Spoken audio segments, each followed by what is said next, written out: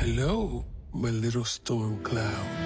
There is a spirit in Ireland which very much embraces the whole of this Wednesday shoot. The landscape here is sensational. There's a real history here. Even though the show's set in Vermont, it makes it feel more Tim Burton, actually. Yeah. Combination of sets and locations, giving it that kind of off-kilter vibe. My favorite thing is just how kind the people are. The crew is so hardworking, so sweet. I love them. I've told them all to come and live with me. I've really been enjoying shooting here, and it's very cool to share space with a lot of really iconic shows of the past. Ireland itself is such a wild and poetic country. This slightly surreal, unreal quality sits very well on Irish shoulders. This is the first time you've ever willingly returned to a school. How does it feel? Like returning to the scene of the crime. I already know where the bodies are buried. I feel like I kind of fell into her quite naturally. Certain characters require different things, but with Wednesday, because she's so particular, and it's not always about feeling natural, playing her is actually quite unnatural because you have to keep reminding yourself to do less, do less, do less. I look at everything in a more objective sense because it's really about the image on the outside, and every once in a while you have to work the gears. Can I get your autograph? I only signed my name in blood. I would expect nothing less.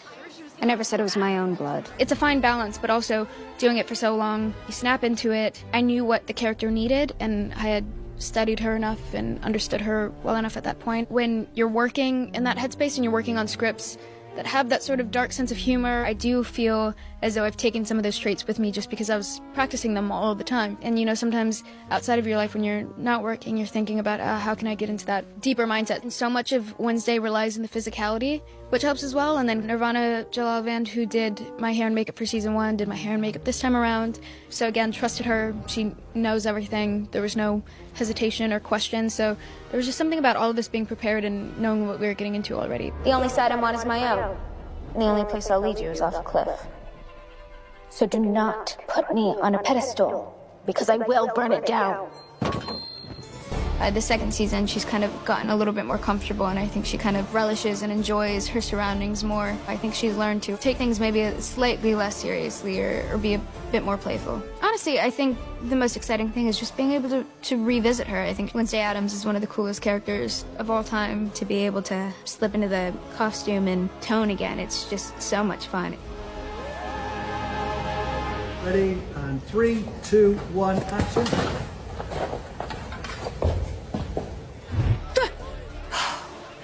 Scram, psycho, before my claws slick. Don't get your fur balls in a snarl. I'm assisting Wednesday.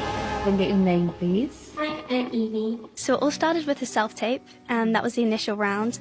And it was actually a little bit weird because I kind of guessed what it was, but I wasn't told directly because it was all under code names. Who are you and where's Enid?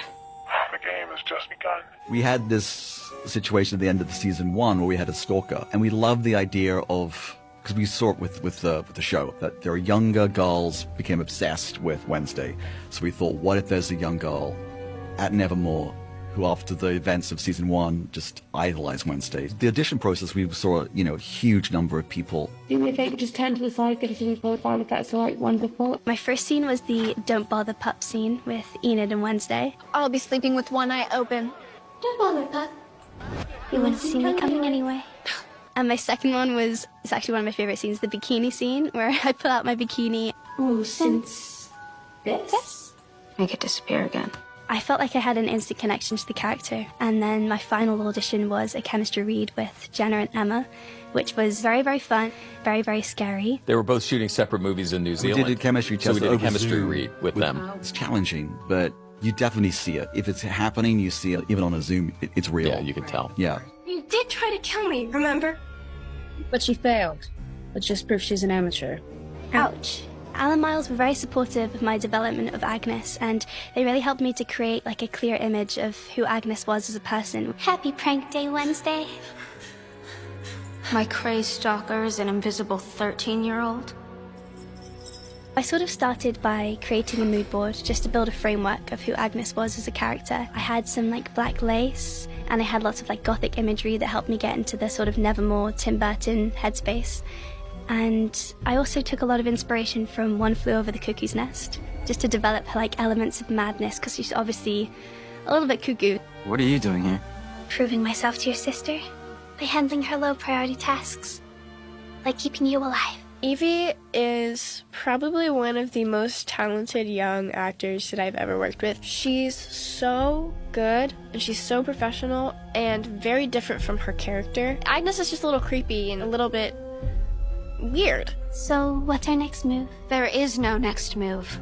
She's so good. She's such a strong performer. She fit in so seamlessly. I was always so impressed and so excited to get to work with her. And she has a character that could be unlikable, but she's so sweet and earnest. She looks like a porcelain doll. It was amazing. I mean, to watch Evie do it, and she has incredible eyes. Yeah, the Betty Davis eyes is what I get sold sometimes. Go find somebody else to stalk.